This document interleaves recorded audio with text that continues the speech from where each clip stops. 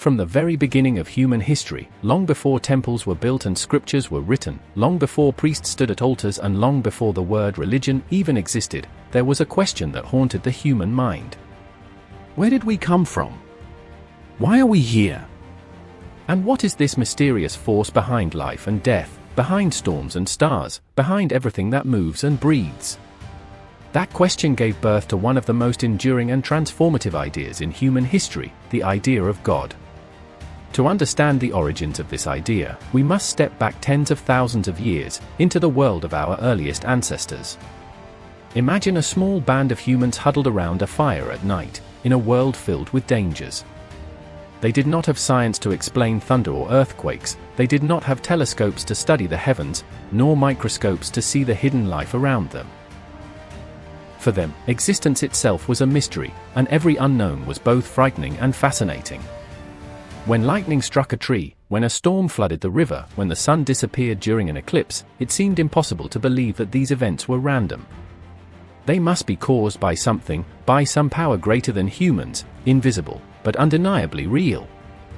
Thus, the earliest seed of God was sown in the soil of ignorance, wonder, and fear. Early humans lived in a state of dependency on nature. The success of a hunt, the growth of crops, the survival of children, all depended on forces beyond their control. This powerlessness gave rise to what we now call animism, the belief that spirits inhabited trees, rivers, mountains, and animals. To the ancient mind, the world was alive, pulsing with unseen personalities. The wind was not just air moving, it was a spirit. The river was not just water flowing, it had a soul. The dead did not simply vanish. They lingered, watching, guiding, or haunting the living. These spirits could help or harm, and so they needed to be respected, appeased, and sometimes feared. The earliest gods, then, were not distant cosmic creators but local presences tied to the natural world and to human survival. But how did this primitive sense of spirits evolve into something closer to what we now call God? The answer lies in ritual, memory, and imagination. Once humans began attributing personality to the forces of nature, they also began creating stories about them. These stories, myths, were more than entertainment. They helped explain why things happened, they created order out of chaos, and they gave human life a sense of meaning. Fire, which could both warm and destroy, might be seen as a gift from a divine being. Death, which felt so final, might be seen as a passage to another realm. With each story told around the fire, the invisible world grew richer, and the gods began to take shape. Burial practices from tens of thousands of years ago give us evidence of these early beliefs. Archaeologists have found graves with tools, ornaments, and food placed alongside the dead. Why bury someone with food, unless you believe they will need it in another world? Why decorate a corpse, unless you imagine they are going somewhere? These ancient practices suggest that long before organized religion, humans already believed in unseen realms, in some continuity of life after death. And if there is life after death, then there must be powers, higher than humans, who govern that transition. Over time, as human societies grew larger and more complex, so did their gods. When people lived in small tribes, their gods were close to them, spirits of the forest, the hunt, the ancestors. But when villages became cities, and cities became kingdoms, the gods became rulers of the sky, the earth, and the heavens. In Mesopotamia, one of the world's first civilizations, people worshipped gods like Enlil, the storm god, or Inanna, goddess of love and war. These gods reflected human concerns. They were powerful, unpredictable, and often flawed, just like the kings and queens who ruled the people. In Egypt, gods like Ra, the sun god, and Osiris, the god of the afterlife, were linked to the cycles of nature, the rising sun, the flooding Nile, the promise of rebirth. What's fascinating is that in every culture, gods served a similar purpose. They turned the chaos of life into a story humans could understand. Instead of random misfortune, there was divine will.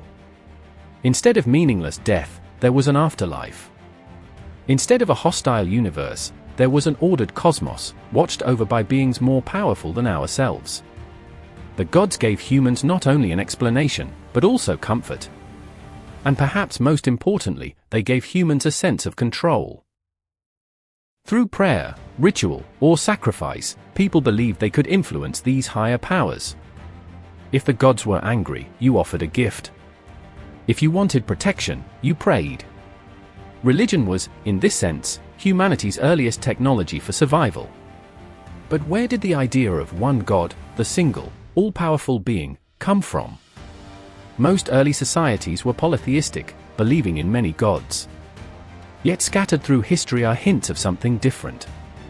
In ancient Egypt, Pharaoh Akhenaten briefly tried to replace the old gods with the worship of a single deity, the sun disk Aten. Though his revolution failed, it was a striking example of how the human mind could imagine ultimate unity behind the diversity of the world. In ancient Israel, the idea of Yahweh evolved from being one tribal god among many into the one true God of all existence. This marked a turning point in history, monotheism. Instead of many gods competing for power, there was one divine source behind everything. This was not just a religious change, it was a philosophical one. It asked, if the universe is one, should not God also be one? Philosophers, too, began to wrestle with the idea of God. In ancient Greece, thinkers like Xenophanes criticized the idea of gods who looked and behaved like humans. If horses had gods, he joked, they would surely imagine them as horses. From this insight grew the concept that God must be something beyond human flaws, pure, eternal, unchanging. Plato spoke of a perfect form of the good, a divine principle that gives order to reality. Aristotle envisioned a prime mover, an ultimate cause of all motion. Here, God was no longer just a personified spirit, but a philosophical necessity, a rational explanation for why anything exists at all. At the same time, in India, the sages of the Vedas and the Upanishads explored a different path. They spoke of Brahman, the ultimate reality that is both beyond the world and within it. They suggested that the divine is not a distant ruler but the very essence of existence, which each soul carries inside. In China, thinkers like Confucius focused less on gods and more on harmony, yet Taoist philosophy introduced the Tao, an eternal principle underlying nature. Everywhere, human thought stretched the idea of God beyond myth, toward metaphysics. So where did the idea of God come from? Some argue it was born of fear, fear of death, fear of storms, fear of the unknown. Others say it came from wonder, the awe of seeing stars in the sky, the miracle of life, the beauty of existence. Perhaps it was both. Fear gave urgency, wonder gave depth. Together, they led the human mind to imagine that there must be something greater than ourselves, something unseen but real, something powerful and purposeful. Of course, not all humans agreed. From ancient times, there were skeptics who questioned whether gods were real or simply inventions. In Greece, philosophers like Epicurus argued that gods, if they exist, must be indifferent to human affairs. In India, schools like the Charvakas rejected divine explanations altogether. Later, during the Enlightenment, thinkers would frame God as a projection of human desires or as a hypothesis unnecessary for understanding the universe. Even today, debates rage over whether God is an objective reality or a creation of the human brain. Yet regardless of where one stands, there is no denying the power of the idea of God. It has inspired art, music, and literature. It has justified wars and built empires. It has given comfort to the suffering and courage to the oppressed. It has shaped moral codes, legal systems, and entire civilizations. Whether God exists outside the human mind or only within it, the idea itself has changed the course of history. So when we ask, where did the idea of God come from, we are also asking, where did we come from? For to imagine God is to reveal something about ourselves, our fears, our hopes, our longing for meaning. Long before religion, long before theology and dogma, there was the spark of imagination in the human mind, gazing at the stars and wondering who, or what, might be out there. Perhaps the real origin of God is not in the heavens, but in the human heart. The need to believe in something greater, the drive to connect our fragile existence to an eternal truth, may be as natural to us as language, art, or love. God, in this sense, may not be an answer to a question, but the question itself, why is there something rather than nothing? Why am I here? What does it all mean? And maybe that is why the idea of God endures. Civilizations rise and fall, religions evolve, philosophies shift, but the question remains. Long before religion, before temples and holy books, there was the human being, small, vulnerable, standing before the vast mystery of existence. Out of that silence, the idea of God was born. And in that silence, it still waits for us to ask, to wonder, and to seek.